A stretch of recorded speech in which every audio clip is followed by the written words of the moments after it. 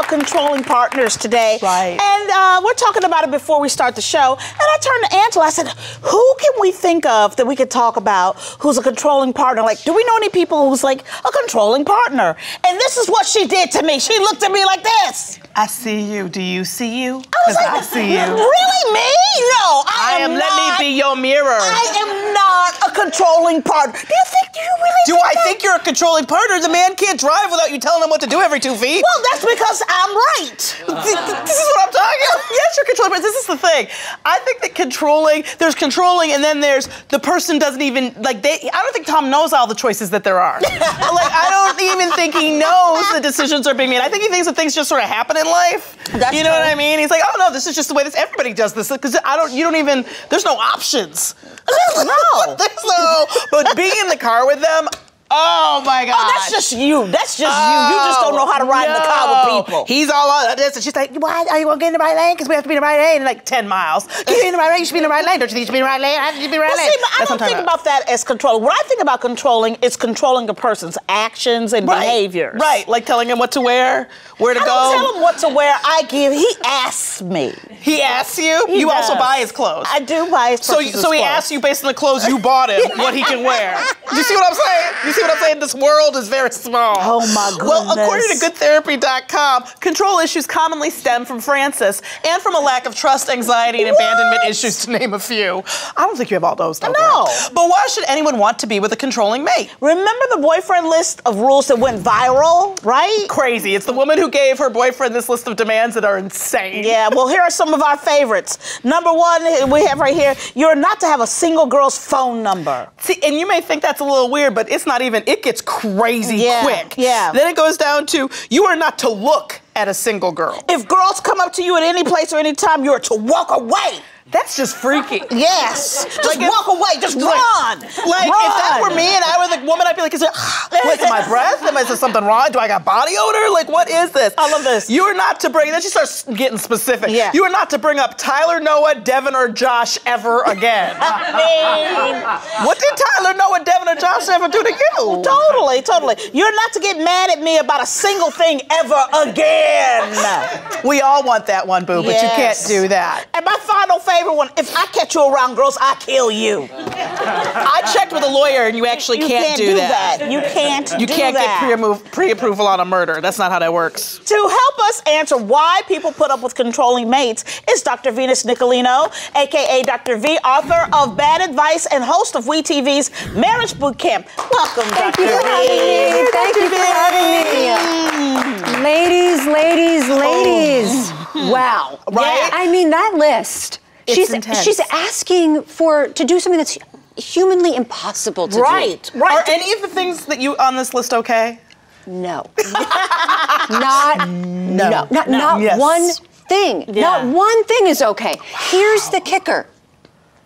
Our viral, anonymous boyfriend signed it. Wow. He consented. Wow. So That's here we are. mind control. I mean, that is amazing to me. Right. Well, for me, what I hear her saying is, I want you to pretend or act as if women don't exist. Another woman doesn't exist on this planet ever again. Like, you will never see. Here's what I hear another saying. female. You cheated, and I'm punishing you. That's between the rules. We gotta find these people. Where's this couple? You gotta read between the rules. Between the rules, that's what that is. And just this whole, what makes somebody, why would he sign that? What would make somebody sign something like that? And that is such a great question, and it made me wonder the same thing. What is going on in the relationship that he would sign something like that? And when you look at the letter, it was almost a little, the emojis, it was almost like a little playful and very young. And I thought to myself, is this some extension of some BDSM play? What is happening here? Me time got real. What happened? What happened? Me time, wake it up. Wake it up. Yes. You don't know what you're going to get. This is what you're going to get on this show. That's right. Yes. But it leads me to my... think of that. It leads me to my next point. You know, when we think about BDSM, we think about the submissive. Has no power. Right. We always think of it like that, right? Right. But nothing happens without his or her consent. That's Nothing true. happens. So this 22 list, he signed it. Yeah. None of that happens unless he does it. Right. So who's really in control? Well, that's the thing. Right. That's really the question. Like, these are really obvious. What are some subtle control mechanisms or things that people do to be controlling? Well, number one, isolating you from your friends and family if you feel constantly criticized. Yeah. Yep. If you feel like you're wearing handcuffs, metaphorically. Right. Not when you really are. And Not, that's not with the BDSM. That's something different. That's something different. Right. Should one person ever truly have control in a relationship? You know, me and my husband have been together for 22 years.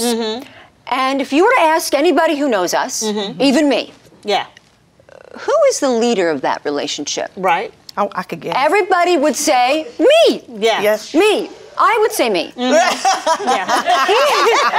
Now, what Matthew would do is he'd lean over and he'd say, I let her think she's in control. Interesting. So points of power are confusing.